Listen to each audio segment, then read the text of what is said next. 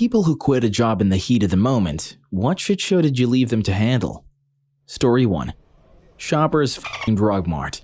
I had simply asked for better hours after working ridiculously late night hours for over a year. Instead, they hired a new guy and gave him the exact hours I asked for, and then had me train him.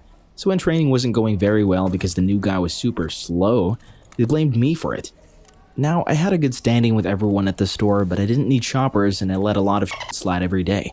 So again, when I asked for a vacation that I deserved because I was never sick and punctual as hell, I was denied it. The next day, the manager had 4 weeks of vacation set. So to make it up to me, they offered me all these insane overtime shifts for the next 3 weeks.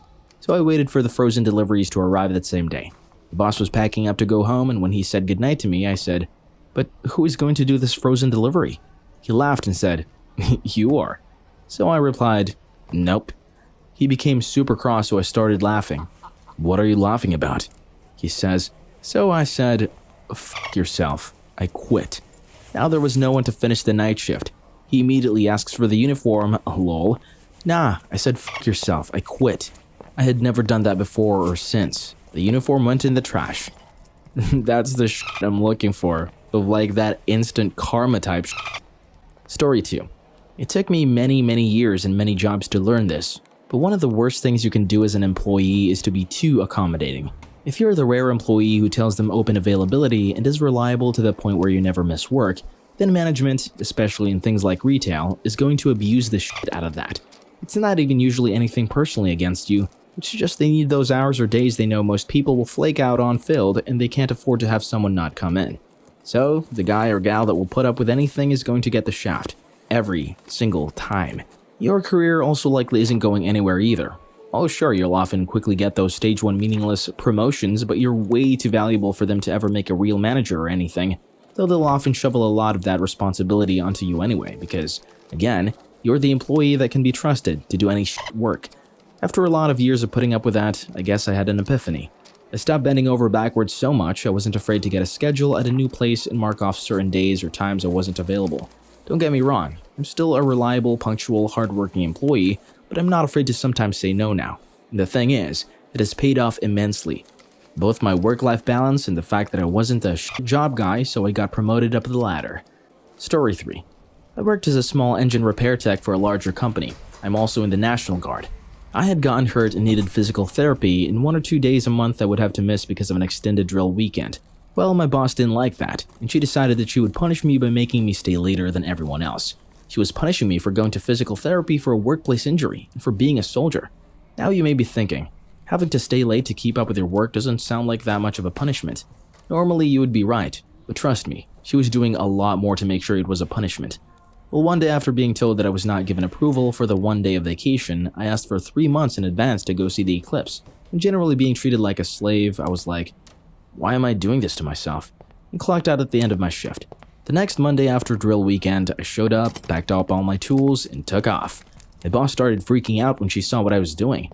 I left and found out that me leaving cost her over $100,000 because she had to ship my workload to another state to get another shop to work on them. That meant she needed to pay to ship them and then pay to ship them back, and since her shop didn't do any of the actual work, she never saw any money for any of the repairs. It was over 80 riding mowers. Story 4.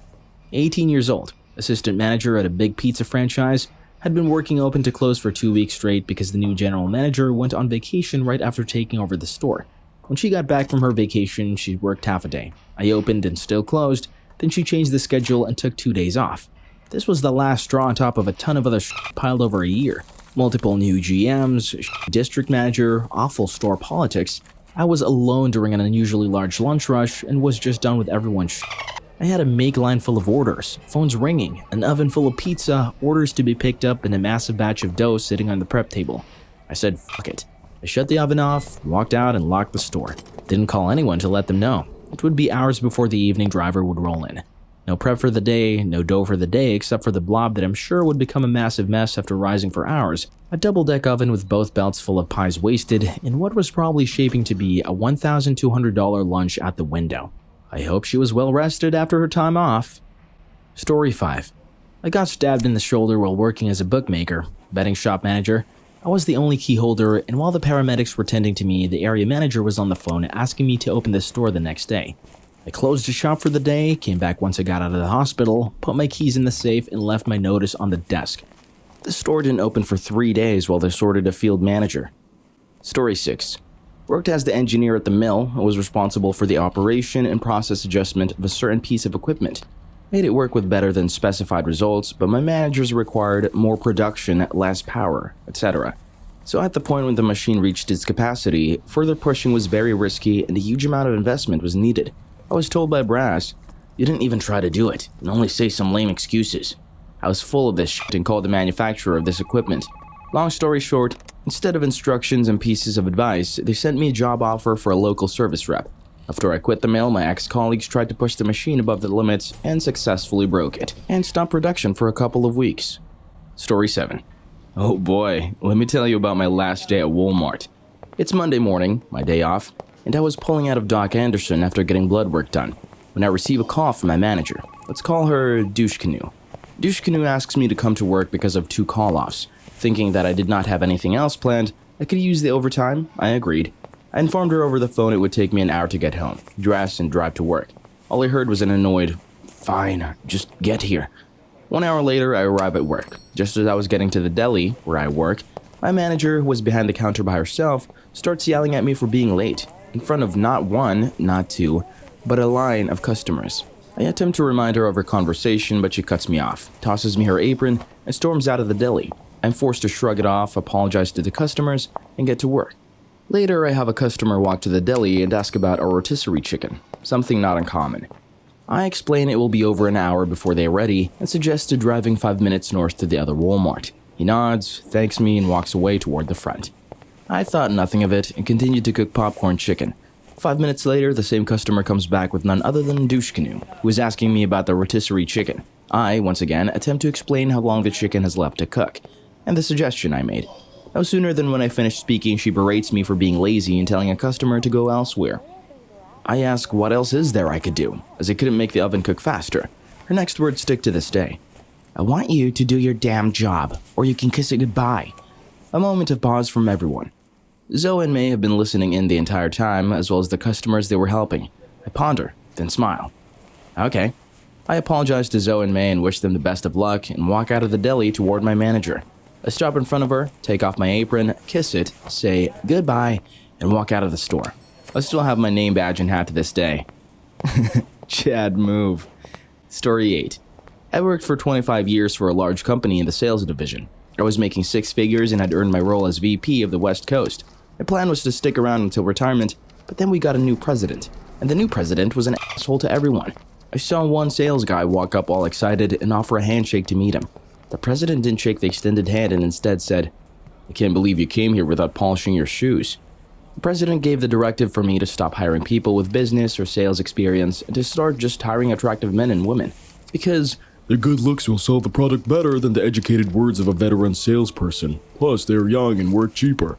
I went along with this request and made 2 such hires. Then the next request came along. Tell me who is the worst member of your team right now. I explained my team was number 1 in the company and we're all doing well. But the weakest was an 8-year employee who had a bad year last year. He was making less frequent calls and the quality of calls was dropping. I had to place him on a PIP, performance improvement plan, to improve in 3 months. And he did. He busted ass and worked long hours and weekends, and moved into the number 1 spot in my team. At the end of the 3 months, the president calls me to discuss the PIP. I explained the great progress and that I want to release him from the PIP because he's on track now. The reply was, "Well, there are probably other things wrong with him anyway, so terminate him and document it. Make sure to hire a young, attractive person as a replacement."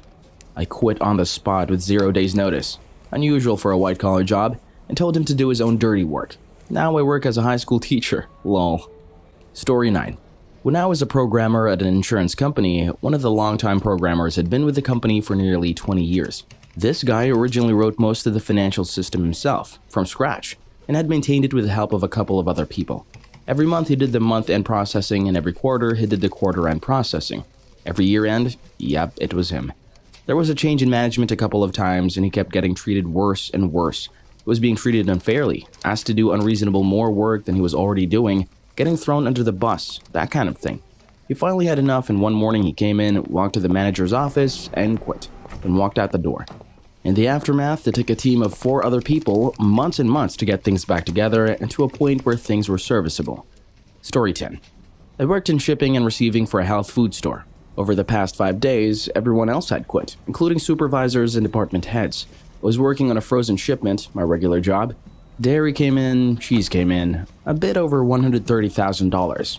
Huge fancy cheese and whole wheels, a large generally organic dairy shipment. I refused to sign any damn thing. General manager demanded I sign and put it away. The signing was already out of my pay grade, those numbers were way the hell out of my pay grade. He then demanded I put it all away. It would have taken the rest of my shift for my own work. I just quit. Fuck it. Heard he signed it in and it all went to waste. He was fired. Story 11. I've only done this once in my life, but it was a really crazy situation. My first professional job was an event planner for a small business of 3 people. I was 24 and I worked there for a year. After about 5 months, my boss became extremely abusive.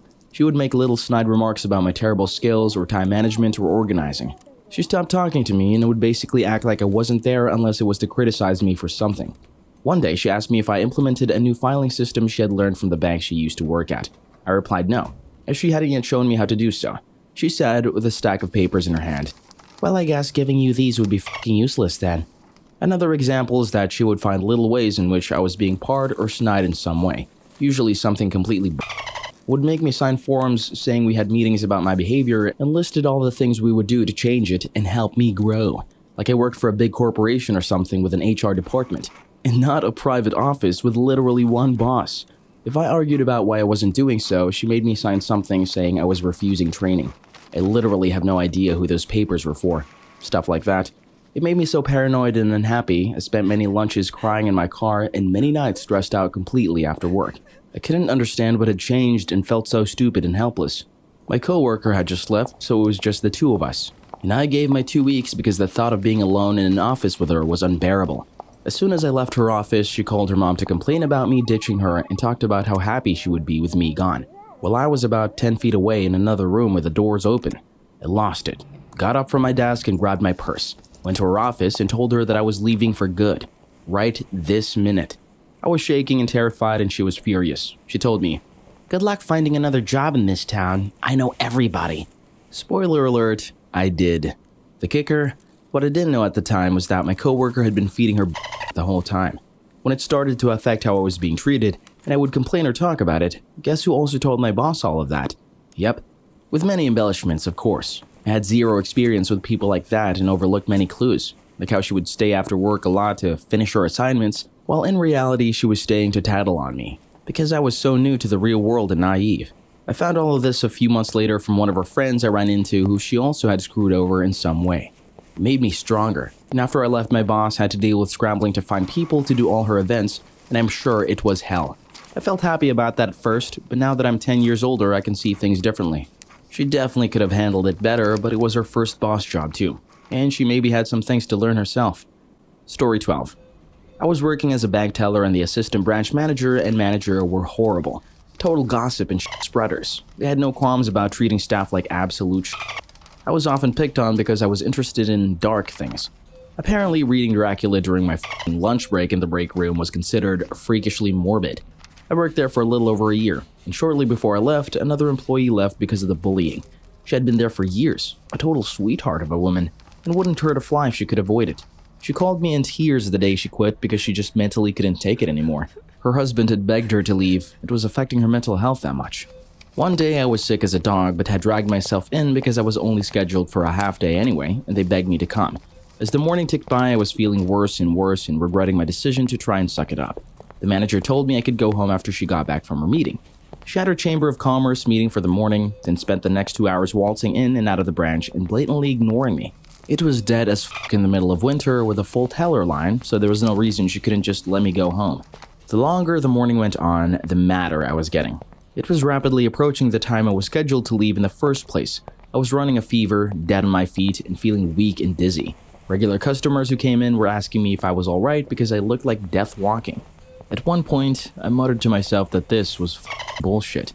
I didn't say it in earshot of customers, the branch was completely empty. A few minutes later, one of the other tellers then excused herself from the line and went into the assistant manager's office. As soon as the manager waltzed in again, the assistant manager went running into her office and shut the door. The manager then came storming out and over to my station and demanded I get in her office now. I flat out refused. By this point, it was just f***ing done.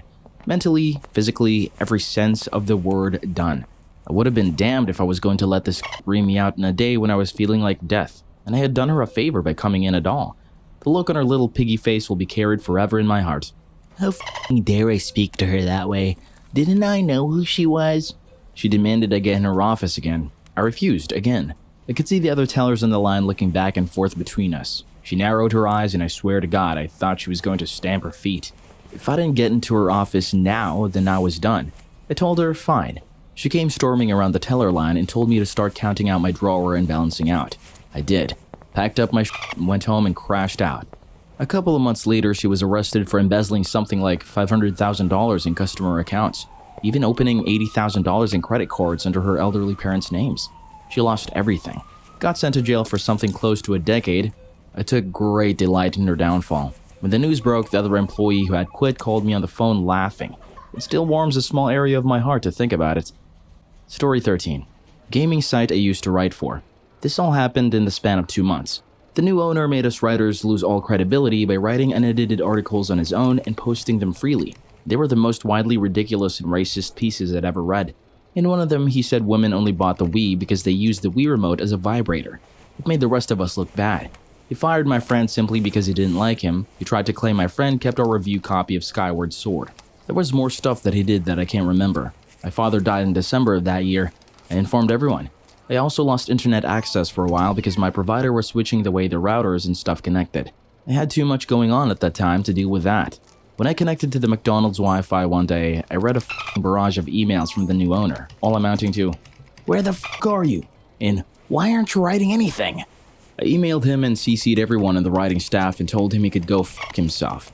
90% of the writing staff followed. 5 writers quit that day and people took notice.